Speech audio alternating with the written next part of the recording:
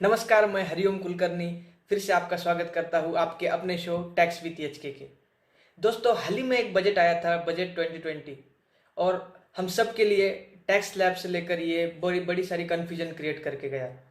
ये बजट के अंदर टैक्स स्लैब तो बढ़ा दिए गए, लेकिन उसका रेट्स जो है वो कम कम किया गया, और बहुत सारे जो डिडक्शंस थे जो हम टैक्स प्लानिंग के तहत अवेल करते थे या उसका बेनिफिट लेते थे, वो डिडक्शन घटा दिए गए। तो चलिए इस वीडियो में बात करते हैं कि old tax slab versus new tax slab. जैसे कि आपको स्क्रीन पे दिख रहा होगा, ये वीडियो होगी 4 पार्ट्स में। फर्स्ट पार्ट होगा rates comparison old versus new, फिर कौन से डिडक्शंस जो ओल्ड में आप बेनिफिट उसका लेते थे, जिसमें अब न्यू में वो अभी हटा दिए गए, न्यू में उसका आपको बेनिफिट नहीं मिलेगा। थर्ड पार्ट में बात करेंगे एक्सेल कैलकुलेशंस, मीन्स आपका इनकम, आपकी डिडक्शंस और आपका इनकम टैक्स, आप कौन सी स्कीम अवेल करें जिससे आपको ज़्यादा से ज़्यादा बेनिफिट हो सकता है। Fourth part choosing your own scheme. तो चलिए शुरू करते हैं। इस वीडियो को आप पूरा देखिएगा, जिससे आपकी खुद की कैलकुलेशन खुद कर पाएंगे। तो चलिए शुरू करते हैं। First part rates comparison. Under old tax rate आपको 2.5 लाख तक तो एग्जेम्प्ट है, वो न्यू में भी एग्जेम्प्ट रहेगा। तो 2.5 लाख से 5 लाख तक, मतलब 2.5 लाख से 5 लाख तक आपको ओल्ड टैक्स स्लैब के हिसाब से टैक्स रेट लगता था 5%। न्यू में भी वो सेम रखा गया है। 5 लाख से 7.5 लाख, मीन्स पहले 2.5 लाख से 5 लाख तक, 5 लाख से 10 लाख तक था, लेकिन ये टैक्स ब्रैकेट बढ़ा के 7.5 लाख रुपए तक एक ब्रैकेट किया गया है। ओल्ड टैक्स रेट के हिसाब से उसमें 20%, मतलब एज इट इज उसको रखा गया है। न्यू टैक्स रेट इसमें 7.5 लाख, मतलब 5 लाख से 7.5 लाख तक आपको टैक्स लगेगा 10%। तो चलिए अगले स्लैब की बात करते हैं।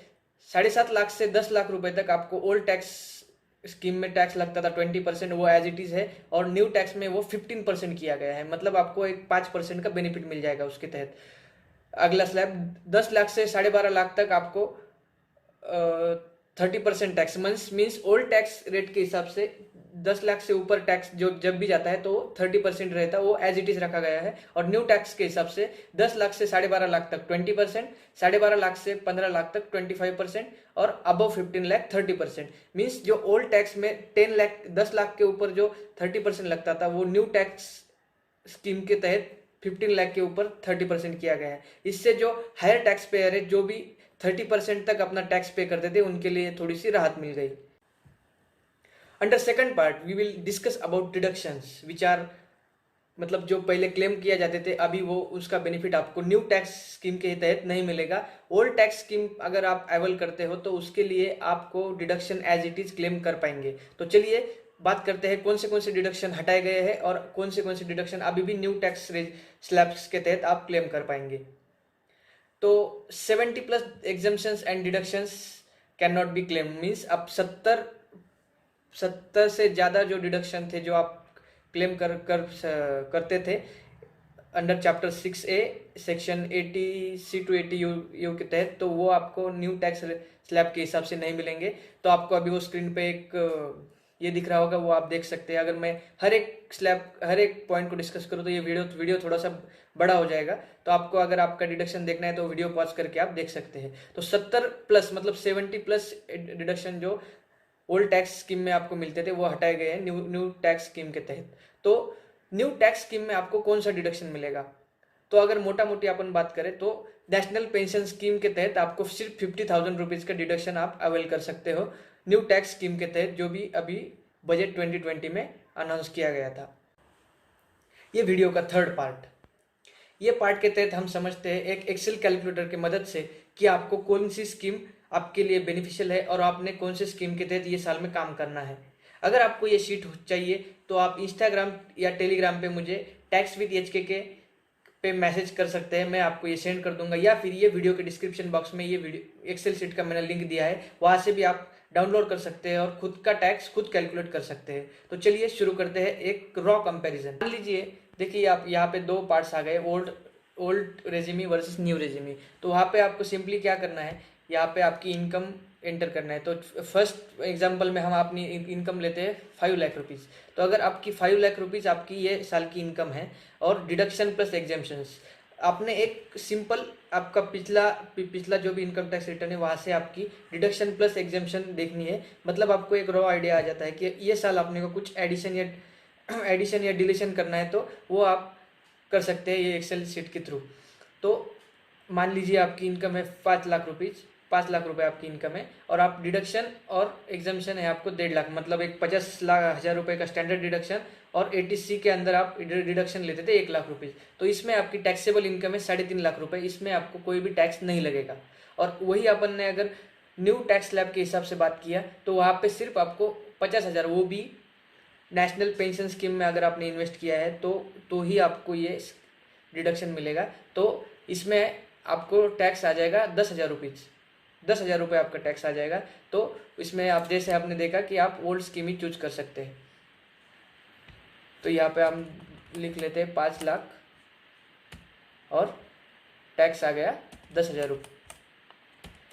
एक दूसरा एग्जांपल लेते हैं, अगर आपकी इनकम है 7,50,000 रुपये, मतलब 7,50,000 रुपये इनकम है और आप 2 लाख रुपए का अब तक डिडक्शन क्लेम करते थे। तो अगर आपने वो ओल्ड टैक्स स्लैब के हिसाब से देखा तो आपका टैक्स आ रहा है 22,500 रुपये, 22,500 रुपये आपका टैक्स आ रहा है। और न्यू टैक्स के हिसाब से हमने देखा तो आपका टैक्स आ रहा है 32,500 रुपये, 32,500 रुपये आपका टैक्स आ रहा है। तो इस केस में भी आपने ओल्ड स्कीम के तहत ही अपना ये साल का रिटर्न फाइल करना है। तो हम ये भी यहाँ पे लिख लेते हैं।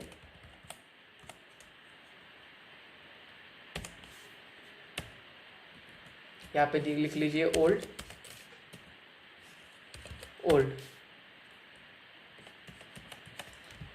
अब बात करते हैं थोड़े से हायर टैक्स रेट की, जो है टैक्स इनकम की, जो है 10 लाख रुपए।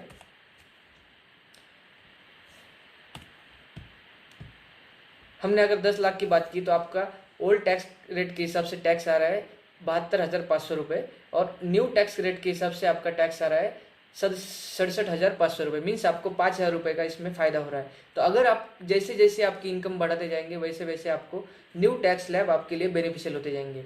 तो अगर आपकी इनकम, इसमें से एक रॉ कंक्लूजन हम ऐसा निकालेंगे, अगर आपकी इनकम एक 7.5 लाख रुपए से कम आती है और आपका डिडक्शंस मीन्स आपका इन्वेस्टमेंट्स वगैरह अच्छा खासा है तो आप इस साल भी ओल्ड टैक्स के तहत ही काम कर सकते हैं। और आपकी अगर इनकम उससे ज़्यादा है और आपको डिडक्शन का कोई क्लेम नहीं करना है तो आप अभी न्यू टैक्स के हिसाब से भी काम कर सकते हैं।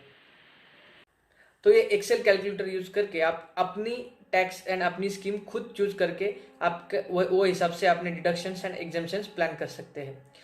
तो मेरा मानना ये है कि अगर आपकी इनकम 7.5 लाख रुपए से ऊपर है, 10 या 15 लाख रुपए तक, तो आप न्यू टैक्स के हिसाब से ही काम करें। और जो भी हम आप लोग LIC या इधर डिडक्शन के हिसाब से पैसा लगाते थे वो हायर इंटरेस्ट रेट के तरफ आप उसको डाइवर्ट कर सकते हैं।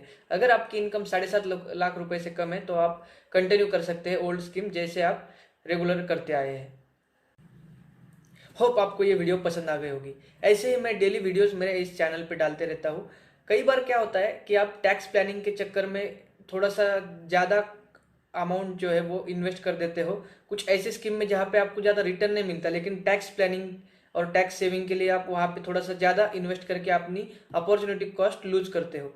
तो इसके लिए कितना अमाउंट आपको कहाँ इन्वेस्ट करना है और कितनी टैक्स प्लानिंग के लिए, अगर आपके पास 4 स्कीम है तो कौन सी स्कीम में कितना लगाना है और बाकी का आपने कहाँ इन्वेस्ट करना है, ये सब जानने के लिए आप मेरे चैनल के साथ बने रहिए। मैं इस पे daily tax, income tax and GST से रिलेटेड अपडेट्स डालते रहता हूँ। अगर आपने अभी तक मेरे चैनल को सब्सक्राइब नहीं किया है तो इस चैनल को सब्सक्राइब कीजिए। और भी मैंने सोशल अकाउंट्स के लिंक मेरे डिस्क्रिप्शन बॉक्स में दिए हैं जिसपे मैं टैक्स रिलेटेड अपडेट्स डेली डालते रहता हूँ, उसको भी आप फॉलो कर सकते हैं। मिलते हैं अपने अगली वीडियो में। Keep enjoying tax with HK के। Bye bye.